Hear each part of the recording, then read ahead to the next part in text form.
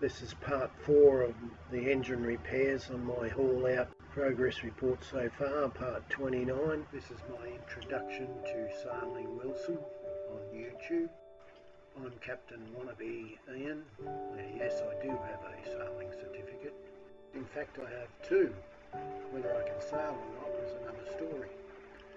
I own a 2013 Island Spirit catamaran, 38 foot in length, and I really love my boat.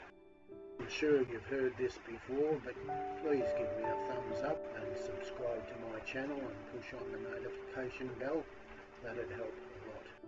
By the way, please share my videos with other people you know. I'm currently on the hard stand at Reback Island Shipyard, which is in the top middle of the photograph.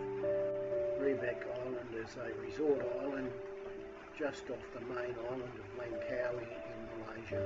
Here's a Google Earth image of my boat just beside the blue dot on the hard stand. And here's a photograph of my boat just after I finished putting the copper coat on. I've still got a lot of work to do. It's been 40 years since I did any mechanical work on engines and never on a diesel. So I got Robbie Anderson from Anderson Marine Services here on Reback Island to help me with the repairs to the engine. You can also find Anderson Marine Services on Google Maps. Here's a photograph of Robbie Anderson and Andrew, his assistant. Once we pulled all the parts off the engines, Robbie inspected the different parts and found that the exhaust elbow for the Yanmar diesel engine was absolutely had it, rust and corrosion and weeping, and some of the inside cooling mechanism was also disintegrated. A new one of these is quite expensive, so I opted for the local Your Way Engineering in Langkawi to reverse engineer the existing modern looking one, and this is what he came up with and did an absolutely wonderful job. A little bit lightweight, but excellent. This is the original part, and that was expensive. So we dismantled the heat exchange and I cleaned it and polished it up, got rid of the rust and grime on the outside, blew out and wire brushed all the insides, including what I suppose this would be similar to a radiator, and it was reassembled, and I, like all the parts, I give it a prime and then a silver coat. Here's Robbie drilling out the bolts that had jammed in so tight that we ended up putting replacing the 8mm bolts with 10mm bolts. And here is an image of the completed job before it was reassembled, and he did a really good job of it. It looks great. So we had a really good look at the alternators. One was a brand new Chinese one. It was only 60 amps and it had burnt out. And here is the old rusted solid alternator. 9 months on the hard stand caused it to seize up. And here's an image of the old one and the new one and the Chinese one. So I ended up buying 2 new Hitachi remanufactured alternators rather than muck around with the reconditioning of the old one. The raw water pump, one was a brand new one that I'd installed only 12 months earlier, and the other one had been repaired a number of times, and so I decided to get Andrew to rebuild the old one. A new one was 800 Australian dollars. The kit was 50 Australian dollars, and we sourced the parts to do the same job in Langkawi. And here's an old one that we rebuilt and cleaned up all the parts and replaced the bearings and seals and the O-rings, and it turned out rather well, and Andrew and Robbie did a really good job on that as well. You can see the old bearings stuck inside, and that had to be removed and the new bearings put in. A general clean-up was in order, but I'm quite happy with the result. I need a correct size seal. The impeller looks okay.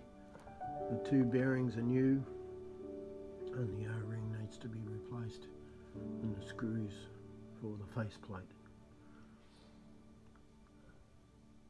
So here's Andrew and Robbie rebuilding the raw water pump. So I cleaned it up with an airbrush, primed it and painted it silver, and it looked really good. So then my wife painted the bilges with a product called Quasan Transocean in a white.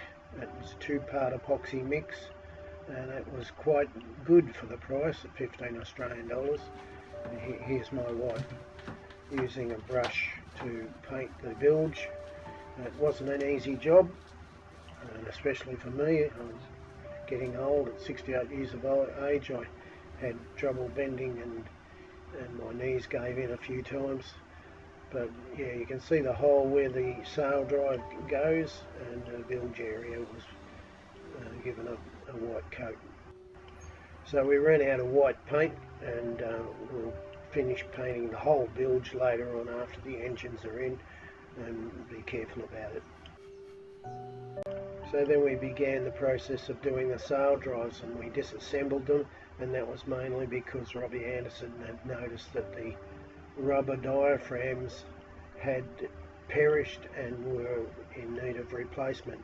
If we'd left them in, we could have sunk halfway to Indonesia, so we ended up replacing them with new, and that was 2,250 Australian dollars for 2 upper diaphragms and 2 lower diaphragms, and some bands. And you'll notice that in this video there's a bit of plastic hanging out of the raw water inlet that goes up the leg of the sail drive, and if we hadn't have pulled apart the sail drive, we wouldn't have found that plastic, and that would have blocked this hole.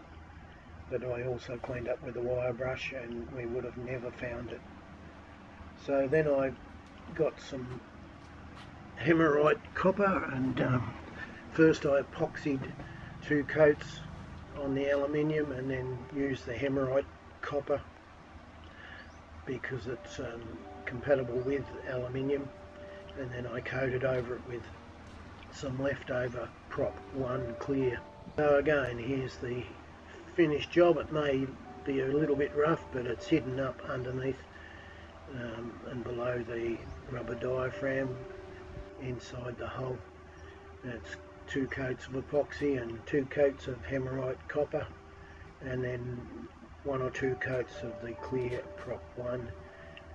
And I also unjammed the screw, which is the drain, oil drain screw. It was corroded up with barnacles and basically coral, and I was happy with that. We put new seals in it, O-rings in it, and then Robbie sealed it up with some white Sikaflex. New shock absorbers for the sail drive, and here is the bottom diaphragm of the sail drive mounted onto the top of the sail drive, and here is an image of the upper rubber diaphragm. So Robbie got inside the hull and used Sikaflex, I think it was Sikaflex, to run a thick bead around the hole in the hull where the sail drive drops down into place, and this bolted down, and then you can see my ugly face and him dropping the whole sail drive assembly down, being careful as he could, and fitted into place, and then bolted it into place, and then it was ready for the engine. So the next video will be lifting the engines back into the engine bay and fitting them up with all the parts and getting them up and running. The video was produced by myself, and it's the end of another exciting video of the engine repairs and preparations number 4, and my haul out report progress report so far, part 29.